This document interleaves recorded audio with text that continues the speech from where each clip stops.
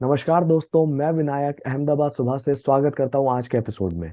आज हम बात करेंगे ईएफ पॉलीमर के को फाउंडर नारायण गुर्जर से, जिन्होंने क्लास 11th में एक सपना देखा किसानों का भला करने का, और उसके लिए उनको राष्ट्रपति पुरस्कार भी मिला। और अभी हाल ही में उनको 33 करोड़ की फंडिंग भी मिली। तो उनसे हम जानेंगे कि उनका स्टार्टअप किस चीज के बारे में है और उनकी पूरी जर्नी कैसे रही, जो बहुत ही मोटिवेशनल है। और हर एक यूथ जो अपना स्टार्टअप करना चाहता है और एक पैशन है देश के लिए, तो वो इस वीडियो को जरूर देखें।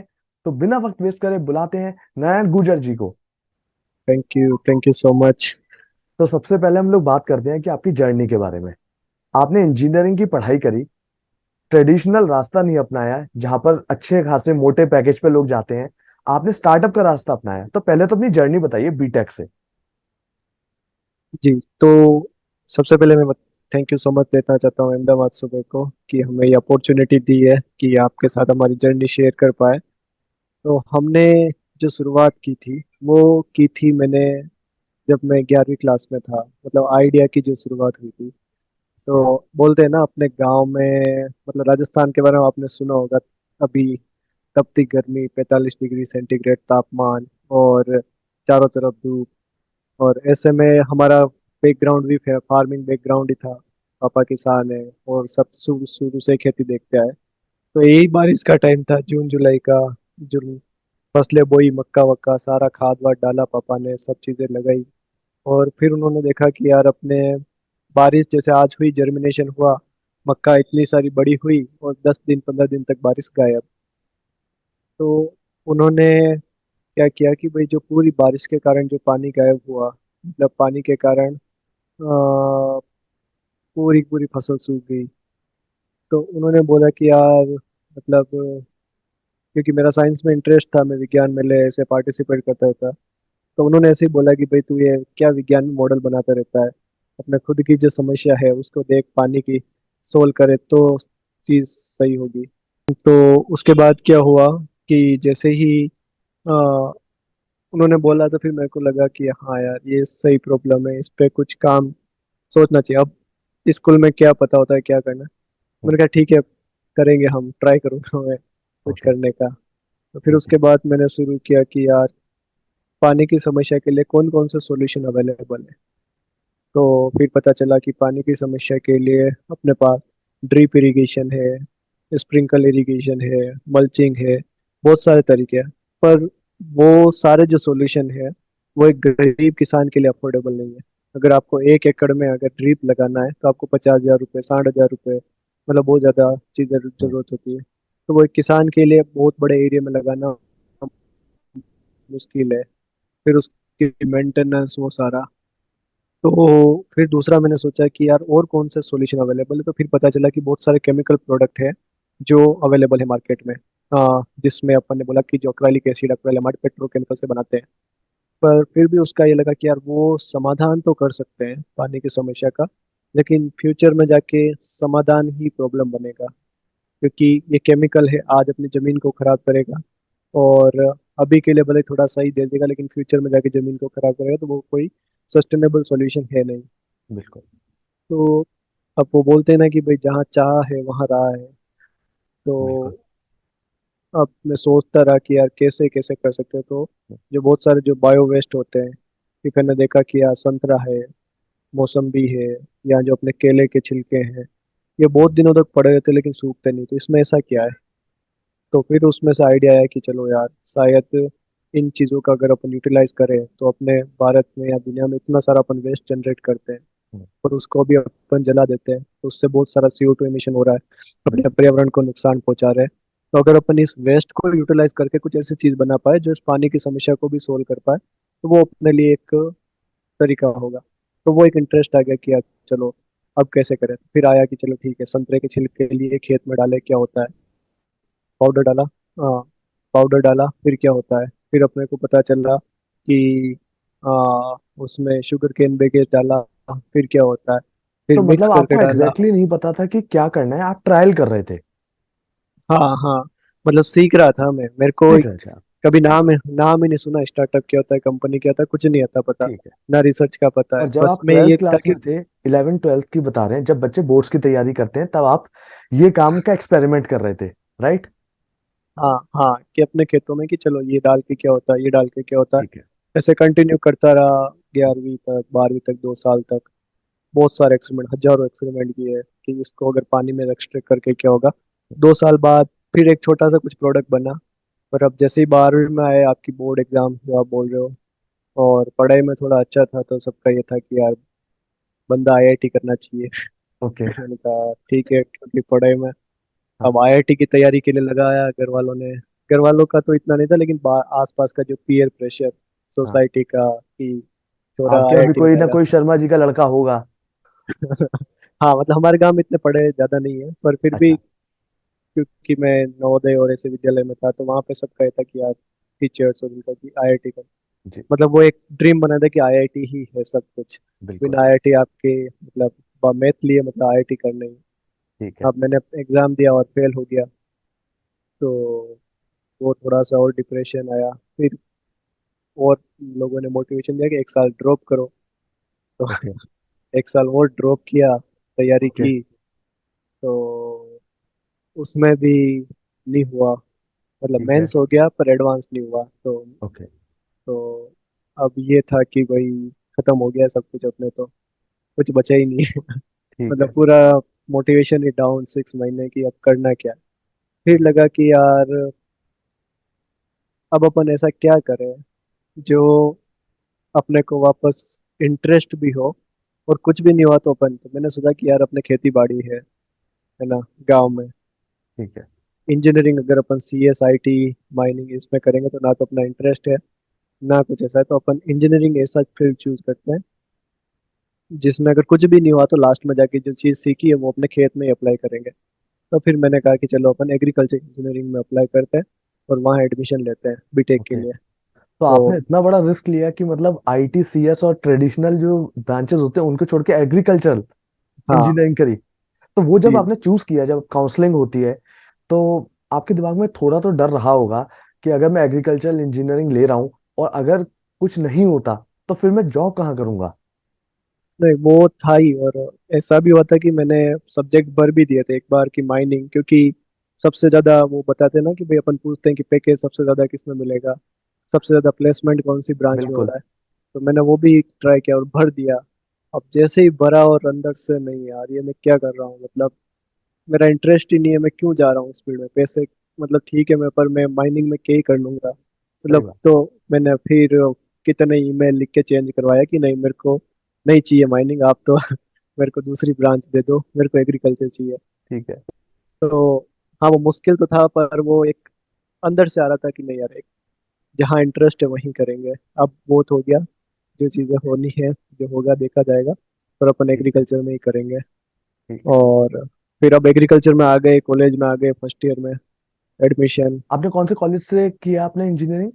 ये उदयपुर के अंदर महाराणा प्रताप एग्रीकल्चर अच्छा। यूनिवर्सिटीज है। ओके। ठीक तो है। उसमें उसमें अपने एडमिशन लिया उदयपुर के ठीक है। अंदर। तो कॉलेज में एडमिशन लिया, और उसके बाद कॉलेज के अंदर जैसे ही एंटर किया, हम्म। तो अब वही गम तो था ही, आईआईटी में नहीं हुआ तो जाते ही। और अब फर्स्ट ईयर में जाते हो आप तो 9 से 5 आपका कॉलेज रहता है। फर्स्ट ईयर में हो, कोई आपको जानता आनता नहीं, कोई आपको कुछ भी नहीं, नया नया कॉलेज, वो सारी चीज़ें। सही बात। तो फिर मैंने कहा कि यार अभी अपन जो आइडिया पे काम कर रहे थे अपने पानी वाले पे, समस्या को सोल्व करने पे, वो अपना प्रोडक्ट जो बना हुआ है, अब उसको एक बार यहाँ के प्रोफेसरों को दिखाते हैं कि सर मैं ऐसा कुछ आइडिया आया है मेरे पास, ऐसा कुछ प्रोडक्ट बनाया मैंने। हम्म। तो मैं गया प्रोफेसर के पास।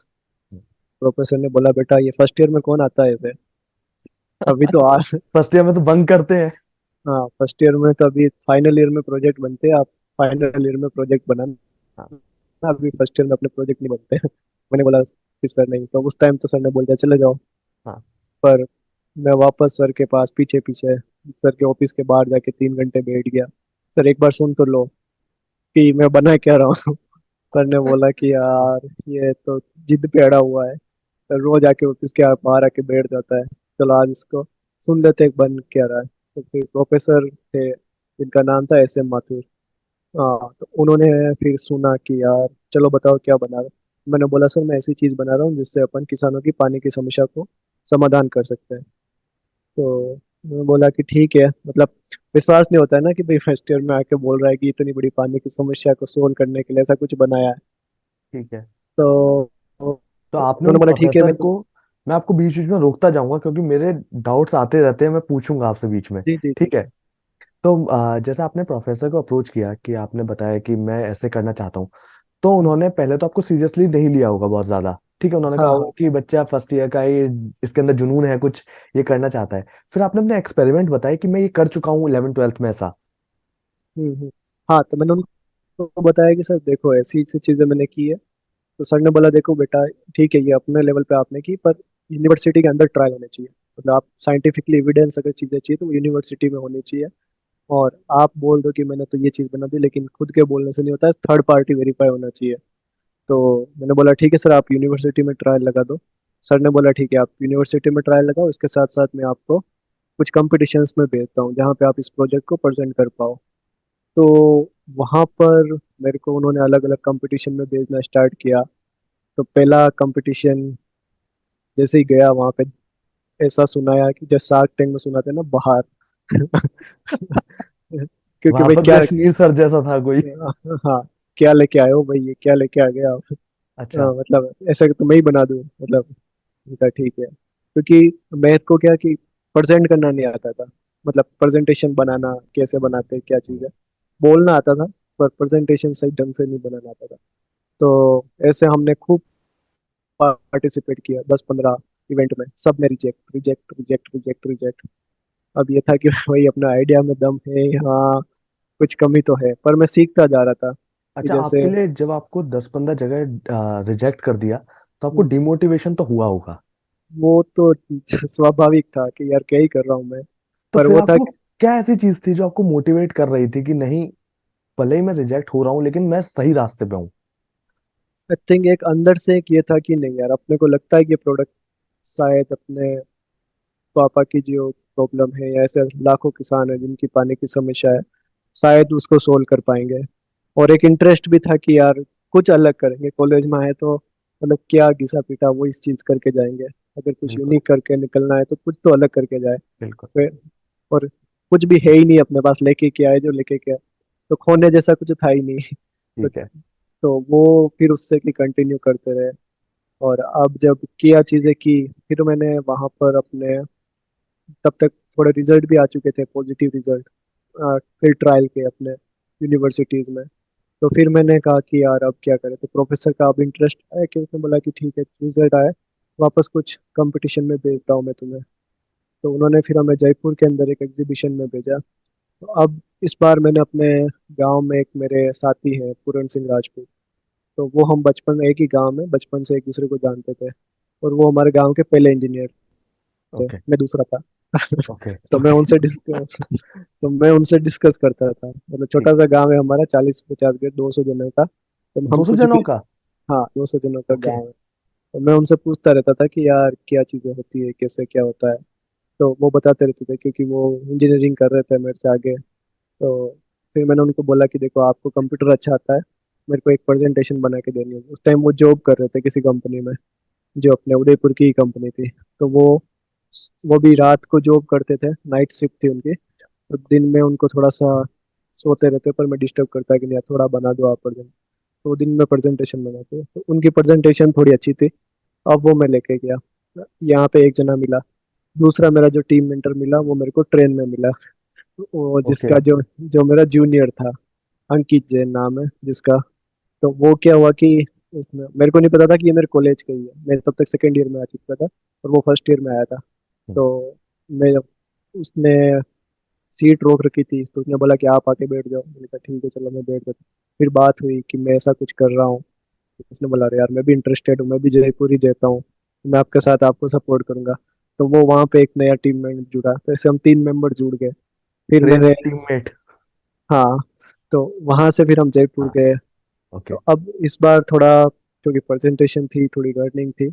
और वहां पर फिर पहली बार मतलब जो सीएम थी राजस्थान की, वसुंधरा राजे, हम्म। और वहाँ की, तो उन्होंने देखा यार कि, हमने बताया कि देखो मैडम हमें ऐसा कुछ बना रहा है जो अपने राजस्थान की प्रॉब्लम सॉल्व कर सकता है। तो उनको बड़ा अच्छा लगा देखते ही। तो उन्होंने अप्रिशिएट किया कि यार सीएम ने 2 मिनट बात की हमसे, सारे एग्जीबिशन पे नहीं आके वहां रुक के हमसे 2 मिनट बात की। तो फिर वो न्यूज मीडिया वालों का आ गया कि ऐसा क्या कर रहे हैं। तो अच्छा। मीडिया ने, अगले दिन मीडिया ने अखबार में पहली न्यूज डाल दी ओके। कि हाँ, उदयपुर के कॉलेज के छात्र ऐसा कुछ कर रहे हैं। और फिर अगले दिन कॉलेज में आया न्यूज में, तो कॉलेज वाले, अच्छा अपने कॉलेज में ऐसा कुछ हो रहा है क्या? तो उनका हाँ हाँ। फिर उसके बाद थोड़ा सा वो पब्लिसिटी बोल सकते हैं कि ठीक है, कॉलेज वालों का भी इंटरेस्ट हुआ कि यार नहीं यार थोड़े शायद कुछ कुछ तो कर रहे हैं। फिर बिल्कुल। तब तक से हाँ सेकेंड ईयर में थे। तो अच्छा, ये फिर सब वो, ये वसुंधरा राजे सिंधिया जी का जो था एपिसोड वो सेकंड ईयर में हो गया? हाँ सेकेंड ईयर में हो गया था। ओके। तो 2017 के आसपास, 2017 में। ओके। और फिर 2000, फिर ऐसे हम करते रहे। फिर उसके बाद हमें थोड़ा सा, हमने फिर एक शशि प्रताप और एक मेरे सीनियर बुद्धि प्रकाश, जैसे हमने 5 जनों की टीम बना ली, अलग अलग स्किल्स थी जिसकी। फिर हमने कहा कि ठीक है यार, अब अपन इसको, फिर अब हम हर कंपटीशन में जाना लगे। अच्छा, तो ये जो उसके, आप अभी बात बता रहे हैं इसमें अभी ये जो आपकी ईएफ पॉलीमर थी ये अभी कंपनी नहीं बनी थी, अभी ये हाँ नहीं प्रोसेस नहीं, था पूरा? हाँ हाँ, अभी हम मतलब चल रही थी टीम एज ए चल रही प्रोजेक्ट थी। ही कर रहे थे। फिर हमने ऐसे, अब हम अलग अलग कंपटीशन में जाने लगे कि अच्छा, अलग आपके अलग। क्लास में जो बच्चे होंगे, आपके दोस्त होंगे, क्लासमेट होंगे, तो वो ये नहीं कहते थे कि मतलब तुम लोग क्या कर रहे हो यार, क्लास भी कर लिया करो, कभी हमसे भी बात कर लिया करो, घूमने चलते हैं, मूवी के लिए चलते हैं? ये तो आई एम श्योर होता होगा आपके साथ ऐसा। तो वो क्या उनको होता, बहाना मारते थे कोई, क्या कहते थे आप उनको? हाँ उसमें अभी तक तो यही होता था कि यार चलो, दोस्तों का यही था कि भाई क्या कर रहा है, साथ में चलते, तो वो बोल देता कि नहीं यार अभी ये काम कर रहा हूँ तो चलेंगे। पर मैं टाइम निकाल देता था, मतलब ऐसा दोस्ती का भी ऐसा नहीं था कि मतलब पूरे दिन इसी में ही लगे पड़े। टाइम भी खूब निकालता था, मुझे भी मतलब ऐसे कि दोस्तों के साथ चले भी जाते, मूवी वो सब करते भी थे। तो वो लेकिन एक काम बैलेंस के टाइम करता पे था। काम। हाँ काम के टाइम पे काम, मजे के टाइम पे मजे, तो वो बैलेंस था कॉलेज में। बैलेंस था। हाँ पर अटेंडेंस नहीं थी मेरी, अटेंडेंस। तो उसके लिए मैं बहुत सुनता था प्रोफेसर से कि वो भाई तो हर क्या है। इंजीनियरिंग स्टूडेंट सुनता है। हाँ। तो वो मैं काफी सुनता था। तो फिर उन्होंने बोला कि ठीक है यार चलो, आप इतना चीजें कर रहे हो, अब अब हम ऐसे आए तो फिर अब अपने क्या पार्टिसिपेट करना, कि अब हमें थोड़ा सा लग गया था कि यार चलो कहीं तो अपने को थोड़ा बहुत पुश मिला है, या पुल की आगे थोड़े आगे बढ़े हैं। तो बिल्कुल। फिर उसके बाद हमने क्या किया कि अलग अलग कंपटीशन में अप्लाई किया कि भाई आइडिया में दम कितना है, जैसे बिजनेस प्लान कंपटीशन होते हैं। तो उसके बाद आईआईटी में तो नहीं जा पाए, लेकिन जितनी आईआईटी थी सब में फर्स्ट आए। क्या बात है। सारी very IIT, nice. IIT Mumbai में गए, आईआईटी दिल्ली में गए, आईआईटी कानपुर, सारे में जितने भी बिजनेस प्लान कंपटीशन थे फर्स्ट आए। आईएम अहमदाबाद के अंदर फर्स्ट हम, जो इकोनॉमिक्स टाइम्स का हुआ था उसमें विनर रहे। पूरे बहुत सारे बड़े बड़े बिजनेसमैन थे, पर हम उसमें स्कूल के कि क्या उन्होंने गेट, बात है। फिर उसमें बहुत ही वहां बढ़िया। फिर उसके बाद हमें एआईसीटी डीएसटी सीआई 7 अवार्ड मिले। ओके। मतलब बेस्ट इनोवेशन के, तो उस टाइम को फिर अवार्ड ही अवार्ड मिले थे उस टाइम। ओके। फिर उसके बाद हमें 2018 में कि यार चलो अब अपन कंपनी, फिर हमारे प्रोफेसर और इन्होंने बोला कि यार अब तुम इसको स्टार्टअप रजिस्टर कर दो अपने, हम्म। ताकि तुम बहुत जगह, तो वो प्रोफेसर ने गाइड किया। और हमारे जो मेंटर थे ऋषभ वर्डिया सर, उन्होंने गाइड किया कि यार स्टार्टअप रजिस्टर कर दो। फिर हमने स्टार्टअप रजिस्टर किया ये पॉलीमर नाम से 2018 में, अक्टूबर 2018 में। ओके। फिर उसके बाद फिर हमें जो गायत्री अवार्ड है वो मिला था प्रेसिडेंट हाउस में, प्रेसिडेंट के द्वारा ओके। इसी इनोवेशन के लिए कि ओके। भाई ये आपने कुछ पानी की समस्या को सोल्व करने के लिए ऐसा कोई सॉल्यूशन बनाया। तो आप जब राष्ट्रपति भवन गए अवार्ड लेने के लिए तो कैसा फील था वो? मतलब वो एक तरीके का ड्रीम ही था कि भाई आप राष्ट्रपति के वहाँ भवन में जा रहे हो, राष्ट्रपति को लाइव देख रहे हो, उसके काफी मतलब पूरे राष्ट्रपति भवन में आपको 3 दिन रुकने का मौका मिल रहा है। अच्छा। तो तो वो तो एक, फिर जब आपको राष्ट्रपति भवन में बताया गया कि आप विनर हैं, आपको अवार्ड मिल रहा है, तो वहां हम्म, पर आपका जो प्लान था वो भी सुना गया कि आपने हाँ हाँ कैसे सोल्यूशन निकाला हुआ है? हाँ, कि क्या प्रॉब्लम बनाए, कैसे हमने प्रोडक्ट बनाया, तो वो सारा चीजें बताई थी कि हमने, कि वहाँ पे कि प्रोडक्ट क्या बनाया, वो सारी चीजें हमने बताई थी। तो वो वहाँ पे हो गया 2018 में। ओके। अब इसके बाद अब हमारे पास आया कि फर्स्ट बड़ा ऑर्डर आया उसके बाद कि आपको 100 किलो बनाना है। ओके। अब मैं उस टाइम कॉलेज में था कि, और 100 किलो का ऑर्डर कंप्लीट करना है। तो ना तो हमारे पास पैसे हैं, ना रिसोर्सेज हैं, ना कुछ है। तो जहाँ पे मैं रहता था रूम लेके, वहीं की छत को हमने रात को, मतलब 9 से 5 कॉलेज होता, 5 से 7 में ट्यूशन करा था ताकि थोड़े पैसे आए, क्योंकि घर वालों से आप इतने नहीं ले सकते ना कि भाई आपके पढ़ाई के भी खर्चे दे रहे हैं, सब चीजें हम्म, दे रहे हैं। फिर आप बोलो कि अभी तक जिसका कुछ अता पता ही नहीं कि सक्सेस होगा फेलियर होगा, फिर बिल्कुल। मना तो नहीं करते, पर फिर भी उनका कि अपन की ठीक है। सही तो बात है। फिर 7 से 9 हम, बाइक थी एक हीरो होंडा, मैं और मेरा टीममेट जाते बोरा लेके, जितने जूस की दुकानें होती रात को, छिलके उनको बोल के रखते हैं कि वैसे आपके छिलके फेंकना मत, हम लेने आएंगे। वो सारे छिलके लाते हैं, क्योंकि 100 किलो पहला ऑर्डर आया था, तो वो एक हम्म। ललक थी कि नहीं यार कंप्लीट करना है टाइम पे। तो 100 किलो सारे में कितना लगभग किलो का आपको इनपुट चाहिए था? 100 किलो के लिए हमने 1000 किलो चाहिए था। 1000 किलो से 100 किलो बन पाता है? हाँ हाँ। लगभग 10x। हाँ गीला कचरा, मतलब गीला ओके। सूखने के बाद तो वो पानी होता है तो उड़ जाता है। बिल्कुल। तो आप जैसे चक्कर लगा रहे हैं, हम्म। और फिर उसको छत पे लाके डाला। अब लेबर चाहिए, तो लेबर को तो काफी महंगी होती, तो दोस्तों को पार्टी देके कि यार आ जाओ। तो आपको एक बात बताइए, मैं आपको वो 1000 किलो वाली बात पे पूछूंगा। इतना आपको मिल गया संतरे का, केले का, पूरे उस इलाके में? आराम से एक जूस, 10, पूरे उदयपुर के अंदर 50-60 जूस शॉप है, अच्छा। तो उसमें से एक जूस शॉप से 500, किसी से मिला 100 किलो, किसी से 50 किलो, किसी से ये। ओके। और रोज रोज का इकट्ठा करते तो आसानी से मिल जाता। ओके। और फिर वो, तो शुरू में उनसे मिलने लग गया, तो फिर वो लगे छत पे, अब छत पे सुखाया। अब हम्म। छत पे रूम रेंट के अंदर जहाँ रहते थे वो, तो वो हम्म। काफी स्ट्रिक्ट थे, फिर भी उन्होंने समझा कि नहीं यार बच्चे कुछ शायद अलग कर रहे तो है। जहाँ बाथरूम था, बाथरूम के अंदर पूरे छिलके इकट्ठे कर दिए मतलब पूरा बात। एक ही, क्योंकि अब दूसरा यूज, अच्छा। क्योंकि पूरा एक ही कमरा था, एक ही हम्म। कमरे में लेबोरेटरी बनाना वो सारा, हम्म। फिर लैब तो में जाना। जहां पर आप रह रहे थे उनके ओनर को पता था ऊपर लेबोरेटरी चल रही है? उनको इतना डीप में नहीं था, उनको ये था कि सिर्फ हाँ छिलके विलके कुछ सुखा रहे हैं, करते कहीं और होंगे। उनको नहीं पता था कि ये तो अपने घर में अंदर ही। तो फिर हाँ। जब उनको पता चला तो वो तो सच में मारे, तुमने तो मेरे सारी चीजें खराब कर रखी है मतलब ये क्या क्या बना रखे तुमने अंदर। फिर हाँ। पर पर वो काफी कोऑपरेटिव थे, मतलब मैं मानूंगा कि उनका एज अ रूल जो उनका सपोर्ट रहा था वो बहुत अच्छा था। वो समझे इस चीज को कि नहीं यार ये चीज शायद अगर सक्सेस होती तो काफी किसानों की मदद करेगी। तो फिर बिल्कुल। वहां से बन के हमने टाइम पे डिलीवर किया, तो फिर रिजल्ट थोड़े फीडबैक अच्छे आए। तो फिर वो किसानों से आया कि नहीं यार आपने हमारी, मतलब 6 पिलाई हो रही थी उसकी जगह आपने 4 पिले में काम करवा दिया, हमारी सूखती फसली को बचा दिया। हम्म। अब वहां से मोटिवेशन आना स्टार्ट हुआ कि यार नहीं यार सही में अपन जो चीज सॉल्व कर रहे थे, मैंने अपने खुद के घर में भी डलवाई खेत हम्म। में पापा को, कि नहीं यार चलो अपनी जो फसलें हों वो सूखने से बच रही है। तो फिर वहां से फिर 2019 में, फिर अब मैं तब तक थर्ड ईयर में आ चुका था। फिर हमने ऐसे, उससे पहले बीच में मैंने लंदन में अप्लाई किया था, तो रॉयल एकेडमी ऑफ सोसाइटी, वहां से ओके। हमें फर्स्ट प्राइज मिला। ऑस्ट्रेलिया में अप्लाई किया, वहाँ फर्स्ट वो प्राइज मिला। लंदन वाला बताइए आप जरा, जो बता रहे थे फर्स्ट प्राइज मिला, वो किस चीज के लिए था? ये यही जो ओके। विनर थे हम इसी प्रोडक्ट के लिए, कि भाई हमें लंदन जाना था 2 वीक के लिए, ओके। मतलब, और उसमें कि इंडिया को रिप्रेजेंट करना था, तो वहाँ पे भी फर्स्ट प्राइज आया था। ओके, तो ग्रेट। तो ये कॉलेज टाइम में ही था, तो वो एक यूनिक एक्सपीरियंस था कि चलो कॉलेज के साथ साथ कहीं बाहर जाने का मौका मिल रहा है। तो फिर वो बिल्कुल। हुआ कि यार अपन अपने इंडिया में तो कर लिया, चलो अब बाहर और कहीं अप्लाई करते हैं। वो पहली ओके। बार फॉरेन घूम के आए लंदन की, नहीं चलो दूसरे क्या देश बात है। तो फिर अब जापान का आया, तो हमने कहा हम्म। जापान में भी अप्लाई करते हैं। तो जापान क्या करता है कि हर साल वहाँ की गवर्नमेंट एक प्रोग्राम चलाती है, hmm. Okinawa Institute of Science and Technology, ये बहुत ओके। अच्छा प्रोग्राम है स्टार्टअप के लिए। तो ओके। हर साल वो 2 जनों को सिलेक्ट करती है, 2 कंट्रीज में, मतलब सिर्फ 2 टीम को पूरे वर्ल्ड से सिलेक्ट करती है। पूरे वर्ल्ड से?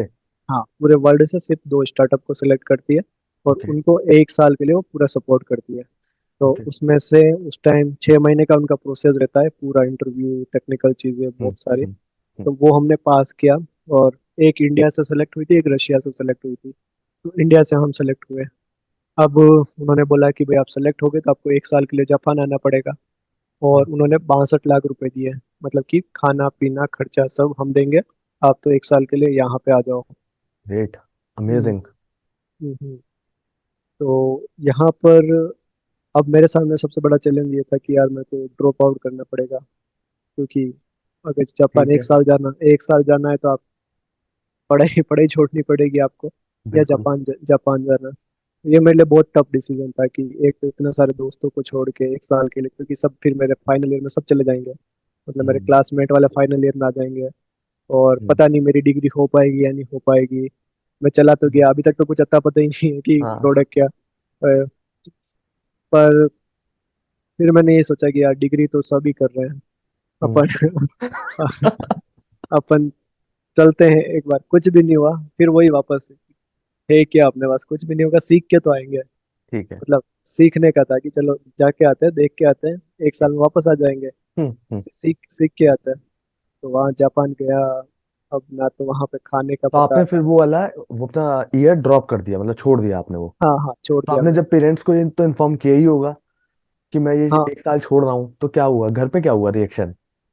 पापा और इनका तो हमेशा से मेरे पे बहुत ऐसा था कि भाई तेरे को जो सही लगे वो कर, हमें विश्वास है तू गलत नहीं करेगा। आपके साथ साथ अंकल को भी सैल्यूट है कि उन्होंने हाँ, आपको इतना सपोर्ट किया।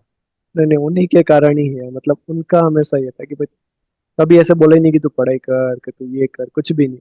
उनका था जो अब तेरे मुझे को लग सही रहा है कि लगे। आपका इंटरव्यू देखने के बाद बहुत बच्चे डिमांड करेंगे घर वालों से, कहेंगे कि हमें भी मत बोलो कि पढ़ाई करने को।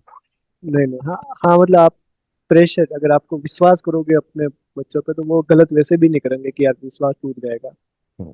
तो वो बहुत ज्यादा प्रेशर करोगे तो फिर लगेगा क्या बार बार बार बोल रहे हैं। तो फिर वो उन्होंने, फिर मेरे को लगा कि यार चलो ठीक है। और अब मेरे लिए भी बहुत मुश्किल था कि घर को, मतलब इतने 1 साल के लिए जापान जाना। मैं तो बिना सोचे समझे निकल गया, ठीक है देख एक आप बंदा चले गए है। फिर जापान? हाँ, मैं और निकल आपकी गया। टीम भी गई थी आपके साथ? नहीं नहीं, हम दो जने गए, मैं और पूरन जी। अच्छा। तो तो अब मैं पहले जैसे ही निकलने वाले थे, मेरे साथ वाले जो पूरन जी थे उनका एक्सीडेंट हो गया। अरे। तो हम दोनों साथ जाने वाले थे। तो उनका एक्सीडेंट, अब मेरे को अकेला जाना है। तो अब मेरे लिए, और मैं चला गया अकेला। मैंने कहा चलो एक बार आप 1 महीने बाद आना, थोड़ा सही होके, ज़्यादा आपके हड्डी फ्रैक्चर हुई तो आप आराम से रेस्ट करके, और मैं जाता हूँ। उन्होंने भी, वो भी जॉब कर रहे थे पूरन जी, है ना, कंपनी, प्राइवेट कंपनी में। अभी तक वो पार्ट टाइम ही सपोर्ट कर रहे थे। मैंने अच्छा। बोला आप, हाँ मैंने बोला देखो मौका है, अपन हम्म। चलते हैं। तो उन्होंने बोला ठीक है, मैं तो जॉब छोड़ दूंगा, जापान चल के आते हैं, वहाँ पे भी ठीक है जो भी है। उन्होंने भी ठीक है। जॉब छोड़ दी। हम्म। और मैंने भी अपनी कॉलेज छोड़ दी, और कहा कि चलो चलते हैं। मैं गया वहाँ पे, जैसे ही गया वहाँ पे जापान में, हम्म। अब जाते ही अलग ही दुनिया। ना तो खाने का कुछ में अपन रहे पूरे सात्विक वेजिटेरियन। अच्छा। ठीक है। और वहाँ तो वेजिटेरियन कुछ है ही नहीं। हाँ। ना, तो ये बहुत ही मुश्किल लैंग्वेज। ठीक है, अपन यहाँ पे तो इंग्लिश भी बोल सकते हैं, किसी हम्म। दूसरी फॉरेन में गए तो वहाँ तो इंग्लिश भी नहीं समझते हैं। वो पूरा जापानीज कल्चर। बिल्कुल। तो वो एक पूरा ही अलग हो गया कि यार क्या हो रहा है ये, मतलब कहाँ आ गया मैं। तो पर आपने फिर खाने का कैसे किया फिर? खाने का, जो मेरा फर्स्ट मंथ था, मैं केले खाता था, फ्रूट खाता था, दूध पीता था। 1 महीने तो ऐसे चलाया। अब अच्छा। मेरे क्या थे कि मेरे को खाना बनाना मैंने कभी सीखा नहीं। मेरे 4 बहनें हैं, तो घर पे कभी बनाने नहीं दिया खाना। हम्म। एक ने, एक बहन नहीं तो दूसरी ना बनाई, या तीसरी ना। तो सही बात है। अब जैसे ही वहां गया, फिर उसके बाद, तब तक फिर 1 महीने बाद पूरन जी आ गए, उनको खाना बनाना आता था। तो उन्होंने खाना बनाना सिखा दिया मेरे को। तो फिर 1 साल में अब मैं पूरा खाना बना। फिर उसके बाद हम कर रहे थे, तो वहां पर हमें सबसे अच्छा लगा कि जापान में आप, मतलब लोगों का जो कमिटमेंट है, जो सपोर्ट है, जो बोलते हैं ना अपने सतयुग, हम्म। वो आज भी सतयुग है वहां पे। अच्छा। इतना कोई भी मतलब लड़ाई नहीं दिखेगी कोई भी लोगों के अंदर मन में किसी के लिए। सब एक दूसरे को सपोर्ट करेंगे। Time hmm. मैनेजमेंट 9 to 5 तो 9 to 5 है। सारे अपने वर्क के लिए डेडिकेटेड है, इसीलिए आई थिंक वो काफी आगे हैं। हम्म। और वो जो बेसिक वैल्यू है, झूठ नहीं बोलना, होनेस्टी, ट्रस्ट, हम्म। वो सारी उन्होंने मेंटेन कर, तो वो मेरे को काफी इंप्रेसिव लगी कि यार नहीं है, ये चीजें सही सही है। तो फिर अब यहाँ पे ये हुआ कि ठीक है, 1 साल हो गया आपके सामने, और अब आपको क्या करना है कि, क्योंकि 1 साल तक ही था प्रोग्राम। ठीक एक है। साल एक साल के बाद तो तो आपको एक कोई साल सब। में उस प्रोग्राम में क्या था, मतलब आपको सिखाया गया या आपने अपना जो सीखा हुआ था वो बताया वहां पे? हाँ, उसमें ये था कि आपने जो टेक्नोलॉजी है आपको, उसमें और कोई R&D सपोर्ट चाहिए, क्योंकि ओके। जापान के अंदर रिसर्च के लिए बहुत, उनके पास बड़ी बड़ी मशीन है, बड़े बड़े फील्ड हम्म। ट्रायल। तो हमने जो प्रोडक्ट बनाया था, तो उसको और हम कैसे इम्प्रूव कर सके, हम्म। जितने ज़्यादा साइंटिफिकली स्ट्रॉन्ग कर पाए। उन्होंने अलग अलग सॉइल पे टेस्ट किया, अलग अलग एनवायरनमेंट में टेस्ट किया, अलग अलग बैक्टीरिया से टेस्ट किया, पर्यावरण को तो कोई नुकसान नहीं पहुंचाता है। हम बोल रहे हैं ऑर्गेनिक है, ऑर्गेनिक है या नहीं है। तो हम्म। वैसे हमने भी कि और कौन से वेस्ट मटेरियल को यूटिलाइज कर सकते हैं। तो एक पूरा प्रॉपर, अभी तक जो था इंडिया में हमारे पास था एक तरीका का मिनिमम वाइबल प्रोडक्ट, ठीक है। वहां जाके हमने फाइनल प्रोडक्ट बना दिया, जिसके एविडेंस थे, सारी चीजें थी। वो 1 साल में वही काम हुआ। ओके। अब वहां पर हमारे, आपका लाइफ स्टाइल कैसा रहता था, मतलब बहुत हार्ड वर्क होता था, पूरे पूरे दिन काम करते थे, कैसे? वो तो मतलब अभी भी याद है वहां तो। लगा रहता था मैं पूरे दिन भर। वो एक साल तो बहुत हार्ड वर्क किया था, मतलब पूरा। पर इंजॉय भी था, नई चीजें भी थी, पर हम्म। सीखने को भी। पर काम तो अच्छा, उस टाइम उस एक। टाइम पे जब आप जापान गए उससे पहले आपने पेटेंट करवा लिया था अपना ये फॉर्मूला? हाँ हाँ, प्रोविजनल पेटेंट यहाँ से हम करवा के ही गए थे, अच्छा, ओके। क्योंकि हमें पता था कि अगर कहीं जा रहे हैं तो दूसरी जगह तो पेटेंट अपन करवा देते हैं। ओके। तो वो सिर्फ इंडिया में ही करवा रखा था, जापान में नहीं करवा रखा था। ओके। पर एक कि ठीक है।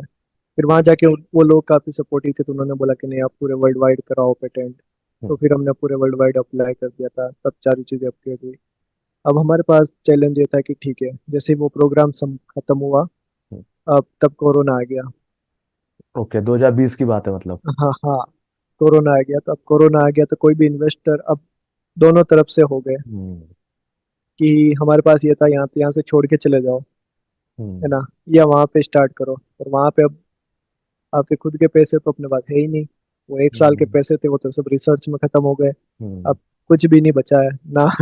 खुद के सरवाइव करने जितने पैसे भी नहीं सही है बात। दो जनों के। क्योंकि वहां तक तो अभी तक तो एक साल प्रोग्राम, एक साल का था। ठीक अब है। वहां पर मतलब सब लोगों ने बोला कि नहीं यार, वापस आ जाओ छोड़ छाड़ के, कि मतलब अपने इंडिया में। हम्म। हमने कहा कि नहीं, इंडिया में तो करना ही है, पर हाँ, अभी अगर अपन ऐसे ही छोड़ के आ गए, इतने एक साल यहाँ पे किया और ये अपॉर्चुनिटी को, तो क्यों ना अपन रिस्क लेते। तो फिर मैंने वहाँ पे 5 मिलियन का लोन ले लिया, मतलब अपने। जापान में? हाँ। मैंने कहा कि नहीं यार, चलो जो होगा देखा जाएगा। मैंने कहा पूरन जी थे, उनको मैंने बोला एक मिनट, आप आप तो मतलब इंडियन थे, आपको लोन मिल भी गया वहां पे? वो भी मैं बताऊंगा कैसे मिला। ओके। मतलब मतलब तो मेरे अपने हाँ। साथ वाले जो थे पूरन जी, उनको बोला आप चले जाओ।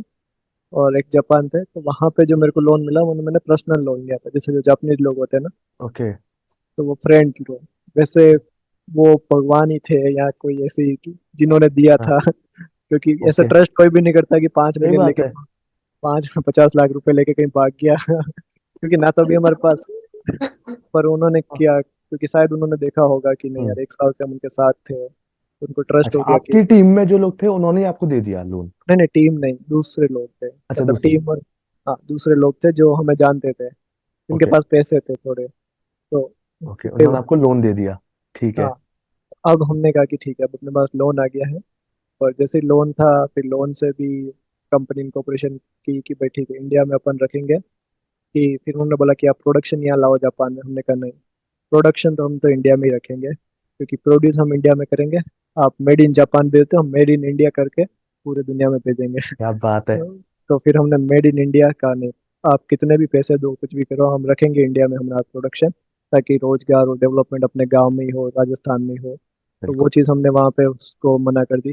तो फिर अभी हम मतलब प्रोडक्शन फिर इसीलिए आज भी हमारा यही है, राजस्थान में ही है, राजसमंद में। ओके। ओके। तो फिर उन्होंने बोला ठीक है, फिर हमने वहाँ पे कि ठीक है, अपना हेड क्वार्टर उन्होंने वहाँ ये नहीं है। कहा कि रुपए हमसे ले रहे हो, प्रोडक्शन उधर रखोगे? नहीं, उनको हमने बोला था कि हम प्रोडक्ट आपको सप्लाई करेंगे, आपकी जो ठीक। प्रॉब्लम है वो भी सोल्व करेंगे, और ठीक। फ्यूचर में जब होगी तो तो एक जापान में प्रोडक्ट। क्या प्रॉब्लम थी? जैसे जापान काफी आगे है टेक्नोलॉजी के मामले में, तो उनको भी ये वाली अभी दिक्कत महसूस हो रही थी कि जो आप सॉल्व करना चाह रहे थे इंडिया में? हाँ, पानी की समस्या तो लगभग सभी जगह है, हम्म। क्योंकि जापान क्लाइमेट चेंज सब जगह हो रहा है। और अभी तक हम्म। जो सॉल्यूशन थे वो पूरे केमिकल ही थे। हम्म। जापान काफी ज्यादा केमिकल यूज करता है, मतलब हम्म। Agriculture fertiliser. तो उनकी जो हम्म। सोइल है वो पूरी खराब हो रही थी। और बिल्कुल। जब भी बारिश आती, पूरी पूरी सोइल बह के जमीन समुद्र में जा हम्म। रही है। तो उनको लगा कि यार, इस तरीके का अगर ऑर्गेनिक सॉल्यूशन जो वेस्ट से बन रहा है, तो हम्म। शायद वो पानी की समस्या को भी सोल्व कर सकता है और दोनों चीजों को सोल्व कर सकता है। हम्म। तो वो एक यूनिकनेस उनको लगी, तो फिर उनकी ओके। वहाँ पे भी कि प्रोडक्टिविटी बढ़ सकती है।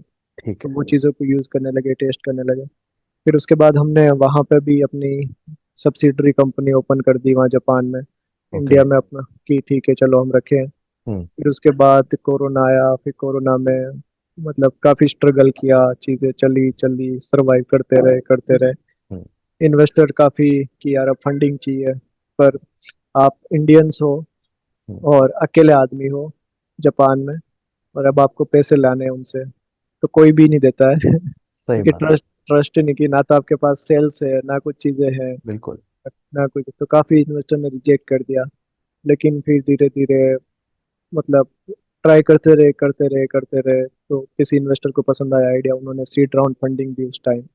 तो उस ओके। टाइम हमें फर्स्ट फंडिंग हुई थी अराउंड 2.23 करोड़ की उस टाइम। 3 करोड़। आज, हाँ। तो ओके। फिर उसके बाद थोड़ा सा सही हुआ कि चलो यार अब अपने पास थोड़े पैसे हैं, फिर जापान में भी टीम बनाना स्टार्ट की। हम्म। फिर इंडिया में भी जो पुरंदी थे यहाँ पे टीम बनाना स्टार्ट की, छोटा प्रोडक्शन लगाया। हाँ, फिर प्रोडक्शन लगा के स्टार्ट की, फिर धीरे धीरे चीज़ें स्टार्ट होने लगी। फिर हमने जो सबसे सूखा एरिया है बुंदेलखंड, उत्तर प्रदेश के अंदर, हम्म। वहाँ को टारगेट किया कि वहाँ पे जो किसान है जो पानी से समस्या है, तो वहाँ हम्म। पे टाटा ट्रस्ट, सोशल अल्फा, आईआईटी कानपुर, इन लोगों की मदद से हमने लगभग 5,000 7,000 किसानों के साथ काम किया शुरू में। वहाँ पे रिजल्ट काफ़ी अच्छा है, तो फिर वहाँ पे रिटेलर बनना स्टार्ट हो गए, रिपीटेड कस्टमर आना स्टार्ट हो गए। फिर वो एक साइकिल, क्योंकि जब प्रोडक्ट में रिजल्ट आने दिखे लोगों को, तो वो चीज़ होने लगी। फिर हमारे गुजरात के अंदर भी कुछ एनजीओ से ऑर्डर आने लगे। फार्म बीज नाम है एनजीओ का, उनसे आने लगे। फिर इधर अपने राजस्थान में ऑनलाइन ऑर्डर, ऐसे हम्म। तो ऐसे होने लगे। फिर जापान से भी काफ़ी ऑर्डर्स आने लगे, अमेरिका से ऑर्डर आने लगे। ओके। तो हमने लगभग 1.5 साल के अंदर अराउंड 100 टन सेल्स कर दी थी अभी। 100 टन और सेल्स। हम्म, ग्रेट। और फिर अभी रिसेंटली फिर हमें, जब ये प्रोग्रेस अच्छा हुआ तभी रिसेंटली दो अराउंड 15 20 दिन पहले हमें 33 करोड़ की सीरीज फंडिंग भी हो गई थी। कॉन्ग्रेचुलेशंस। Thank you. तो बस वही चीज़ें चलती रही। फिर अभी इंडिया में है हमारी टीम है अराउंड, आप मान के चलो 35 पीपुल ओवरऑल एम्प्लॉय हैं। और तो वो हम अभी कर रहे हैं।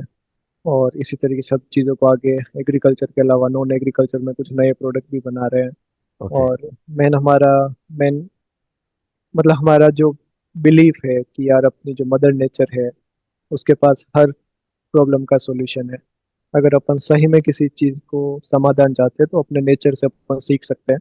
बिल्कुल। और इम्पोर्टेंट चीज ये है कि हमारा जो मेन विजन है कि दुनिया के हर एक कोने में जो किसान पानी की कमी से उसकी जो पैदावार कम हो जाती है और जो उसकी जो पीड़ा होती है उसको कम करना है, कि इस टेक्नोलॉजी को उस किसान तक पहुंचाना है कि गरीब से गरीब किसान भी इस चीज़ को यूटिलाइज कर पाए। तो और हर कोने में हम जो पानी की समस्या है उसको सोल्व कर पाए। तो इसी मकसद से आगे बढ़ रहे हैं। और ये जर्नी चल रही है अभी। आपकी जर्नी तो सही में बहुत ही कमाल की है कि जैसा आपने बताया कि आपको 33 करोड़ की फंडिंग हुई है अभी 15-20 दिन जी पहले। जी तो जी। जब आप लोग अपना उद्देश्य लेके निकले थे वो ये था कि बहुत ज्यादा प्रॉफिट नहीं, बट सोशल कॉज। हम्म। लेकिन जब कोई इन्वेस्टर आता है, इन्वेस्टर पैसा इन्वेस्ट करता है, तो उसको होता है कि मुझे रिटर्न भी चाहिए उस प्रपोर्शन में। तो अब आपका कहीं उसको कैसे मेंटेन कर रहे हैं इस चीज को? तो उसमें सबसे इम्पोर्टेंट चीज़ ये होती है कि डेफिनेटली अगर आपको उन किसानों तक पहुंचना है तो एक सस्टेनेबिलिटी तो चाहिए कंपनी की। अगर आपके पास पैसा नहीं है कंपनी के पास, आप प्रोडक्ट बना ही नहीं पाओगे। आप प्रोडक्ट नहीं बना पाओगे, आप लेबर नहीं रख पाओगे, आप टीम को सैलरी नहीं दे पाओगे। बिल्कुल। तो वो चीज़ तो है। तो सेल्स मतलब आप अगर किसी किसान की प्रॉब्लम, जैसे मान लो कि अगर हमने किसी किसान की पानी की कमी के कारण अगर उसको 100 टन होना चाहिए था हम्म। लेकिन उसको 70 टन ही हो रहा था, 30 टन का घाटा हो रहा था। हम्म। 30 टन का गेहूं मतलब अगर 20 रुपए का भी अगर अपन 1 किलो पकड़े, मतलब कुछ भी तो 6,000 या 60,000 रुपए का घाटा अगर उसको हो रहा था। हम्म। और अगर ये हमने प्रोडक्ट दिया एक 1,500 रुपए का, और हम्म। उसने अगर उस 1,500 रुपए से उसके 50,000 के घाटे को कम कर दिया, हम्म। तो किसान हैप्पीली उस चीज को देगा कि यार बिल्कुल। मेरा 50,000। तो वो जब उस किसान की प्रॉब्लम चीज सोल्व हो रही है तो वो खुशी होके कि नहीं यार मेरे अगर मैं इस एक छोटी सी कीमत देके मैं इतने बड़े अमाउंट को बचा पा रहा हूँ। तो बिल्कुल। वो तो वो दोनों ही चीजें मेंटेन हो रही, सोशल कॉज भी और प्रोडक्ट प्रॉफिटेबल के। तो ये बिल्कुल। चीज इन्वेस्टर को भी समझ आती है और लोगों को भी। तो वो आई थिंक दोनों का बैलेंस चल रहा है अभी। बिल्कुल। तो जैसे आपने बताया कि आप रूरल बैकग्राउंड से हैं, तो हम लोग जी बहुत देखते हैं कि किसान किसानी छोड़ रहा है। जी। और आज की डेट में अगर हम लोग सरकारी आंकड़े पे जाएं, तो 2019-20 का जो आंकड़ा है वो ये बताता है कि हर agriculture household on an average 10,218 रुपये कमा रहा है। तो आपको क्या लगता है कि छोड़ने का रीजन क्या है और इतना कमाई क्यों कम है इसमें? आई थिंक इसमें जो सबसे बड़ी जो चीज है वो है किसानों की, कि अभी भी काफी गैप है जो एक मॉडर्न टेक्नोलॉजी को अडॉप्ट करने का, या जो प्रोडक्टिविटी जितनी होनी चाहिए वो अभी भी बहुत उसी तरीके से कर रहे हैं। कि उनको प्रोडक्शन को कैसे बढ़ाना उस चीज़ों का अवेयरनेस है तो वो ग्राउंड पे नहीं है। किन्हीं बड़े बड़े किसानों को पता है तो वही कर रहे हैं। हम्म। दूसरा, किसान का जो मोस्टली है कि भाई जो वो चीज़ें प्रोड्यूस कर रहे हैं, है ना, कोई भी चीज़ अगर उन्होंने प्रोड्यूस की है तो वो उसको सेल एक सही दाम पे होनी चाहिए, वो कहीं ना कहीं उनको नहीं मिल पाती कभी कभी। हम्म, कि जैसे अभी भी अगर की आप बात करें एमएसपी वाली चीज़ें चल रही है, बिल्कुल। लेकिन वो अभी भी फिक्स नहीं है, अलग अलग जगहों पे। तो वो किसान ने प्रोड्यूस किया, बीच में कोई बिचौलिया आया, उसने उसको हम्म, बेचा दिया। उसको स्टोर करने की समस्या नहीं, कि अगर उसने बहुत ज़्यादा प्रोड्यूस, हम्म, और फिर उसके बाद क्लाइमेट फैक्टर इतने ज़्यादा बढ़ रहे हैं कि बिल्कुल। सूखे जैसी प्रॉब्लम हो गई, अनावश्यक ओलावृष्टि हो गई, जब जरूरत नहीं है हम्म, तब बारिश हो गई। तो उस कंडीशन में किसान के लिए मतलब चारों तरफ से प्रॉब्लम ही प्रॉब्लम है। हम्म, तो उसमें इसलिए आई थिंक कहीं ना कहीं किसानों को लगता है कि यार ये प्रॉफिटेबल नहीं है या इस चीज़ में सस्टेनेबिलिटी नहीं है। हम्म, लेकिन अगर वो सही तरीके से इन चीज़ों को मैनेज करे, जैसे अभी हमने बोला कि अगर जो क्लाइमेट फैक्टर है हम्म, उसके लिए सॉल्यूशन अवेलेबल है, अगर वो ग्राउंड पे पहुंचे। बिल्कुल। दूसरा अपन ने बोला कि जैसे अगर कुछ फसल खराब हो जाती है तो उसके लिए इंश्योरेंस अवेलेबल है। वो उस चीज़ों का अगर ग्राउंड तक वो पहुंचे, किसानों हम्म, को अवेयरनेस हो, तो आई थिंक वो जो किसान छोड़ के जा रहे हैं वो वापस आ सकते हैं। और मेनली जो यूथ है वो अगर वापस इंटरेस्ट ले हम्म, कि नहीं यार एग्रीकल्चर के अंदर स्कोप है, एग्रीकल्चर हम्म, में अपन बहुत चीज़ें न्यू इनोवेटिव कर सकते हैं, हम्म, तो कहीं ना कहीं लोगों का वापस रुझान बढ़ेगा कि नहीं यार प्रोडक्टिविटी, सस्टेनेबिलिटी साथ में अपन मैनेज कर सकते हैं, और एग्रीकल्चर को अपन एक प्रॉफिटेबल बिजनेस बना सकते हैं, प्रॉफिटेबल किसानों के लिए इनकम डबल कर सकते हैं। बिल्कुल। तो ये बात हुई किसानी की। अब हम लोग बात करते हैं कि जैसे आपकी जो टीम थी उसमें दोस्त हैं, ठीक है, आपके जानने वाले थे। तो जो लोग स्टार्टअप करना चाहते हैं भविष्य में, तो उनको लोग कैसे मिले, उन्हें लोग कैसे ढूंढने चाहिए, क्या उनमें क्वालिटीज होनी चाहिए? जैसे अगर दोस्त हैं तब तो पता होता है। कई हम्म। लोग ऐसे होते हैं कि जिनको टीम खुद से बिल्ड करनी पड़ती है जीरो से, जिनको वो जानते नहीं है। तो आपकी क्या एडवाइस होगी, आपका जो एक्सपीरियंस अभी तक का? आई थिंक सबसे इम्पोर्टेंट चीज़ होती है कोई भी बंदा आपके साथ कब जुड़ेगा, जब उसको आप पे बिलीव होगा। मतलब अगर कोई भी लोग आपके साथ आके जुड़ना चाह रहे हैं, मैं क्यों आपके साथ अपना पूरा टाइम दूँ। मतलब अगर मेरे को पता है कि यार, तो सबसे इम्पोर्टेंट होती है कि जब भी अपन टीम, तो अपनी बिलीवनेस जब अपन किसी बंदे को बताए तो वो कैसे बताए, वो कैसे पर ट्रस्ट करे हम्म, कि कुछ भी हुआ तो मैं तुम्हारे साथ एज अ लीडर, या एज अ कि फेलियर वाली जो चीज़ है या जो भी चीज़ है वो आपको समझानी होती है सामने वाले को, जब आप टीम आइडेंटिफाई कर रहे होते हैं। दूसरी चीज़ होती है कि कॉम्प्रोमाइज करना होता है, क्योंकि आपको परफेक्ट कभी नहीं मिलेगा कोई हम्म, भी चीज़। तो अगर आप ढूंढते हैं कि भाई 100, कभी आपको, कि आप फाउंडर हैं, नहीं यार मेरे को तो मैं जो बोलूंगा वही करे, आपको ओपननेस होनी चाहिए कि नहीं यार सामने हम्म, वाला भी उतने ही लेवल पे होना चाहिए कि वो अपने आइडियाज शेयर कर पाए, अपनी चीज़ों को उसको लिखे कि नहीं यार मेरी भी वैल्यूज हो रही है, मेरी चीज़ों हम्म, की कदर हो रही है। तो वो बिल्कुल। कहीं ना कहीं वो आपके पास जुड़ भी जाएगा, लेकिन वो रिटेन रह पाएगा। कम्युनिकेशन बेटर होना चाहिए, है ना। फिर उसके बाद आपको, कि अगर आपको टीम आइडेंटिफाई करनी, तो मेरी स्ट्रेंथ क्या है, जैसे मैंने बताया था कि मेरी स्ट्रेंथ में अच्छा बोल सकता हूँ। हम्म, पूरन जी की स्ट्रेंथ है कि वो अच्छा लिख सकते हैं, अच्छी चीज़ें हम्म, को ऑर्गेनाइज कर सकते हैं। तो मैंने ऐसा टीम आइडेंटिफाई किया। ऐसा नहीं कि जो मेरे से जैसे ही सिमिलर अगर अच्छा बोल पाता है तो वो फिर वो मैचिंग नहीं होती। एक में कोई अच्छा है, एक में दूसरे में कोई अच्छा है, तो वो फिर आपको बैलेंस, हम्म, कौन सी चीज़ों की आपको नीड है, वैसे लोगों को आइडेंटिफाई। और सबसे इम्पोर्टेंट है मिलते रहना चाहिए चीज़ों को, करते रहो करते रहो, लोग मिलते रहेंगे। अगर आपका मोटिव सही है, आपकी हम्म, सोच सही है और हम्म, दिल साफ है, तो प्रकृति हमेशा लोगों को मिलाती है, और बिल्कुल। वो मिल ही जाते हैं मतलब। बिल्कुल। जैसे आप टीम के साथ काम करते हैं, आपके साथ काफी सीनियर लोग भी होंगे, आपके आपसे एज में भी काफी बड़े होंगे। तो कभी क्या होता है कि बहुत बार ऐसा होता है कि डिफरेंस ऑफ ओपिनियन होता है, लोगों की अलग अलग राय होती है। और कॉमन उस पर फिर कैसे पहुंचते हैं, कॉमन में पहुंचना कितना मुश्किल होता है, common consensus banana? I think ये हमेशा है कि जितने लोग होंगे उतना दिमाग होगी, उतनी बातें होगी और उतने कंक्लूजन्स होंगे। तो उसमें सबसे पहले अपन डिफाइन करते हैं कि भाई विजन क्या है, क्या अपन जो जिस डिस्कशन पे पहुंच रहे हैं उसका पहला तो वो क्या, वो अपने विजन से अलाइन है। हम्म, जब भी अगर ऐसा डिफिकल्ट होता है डिफाइन करना।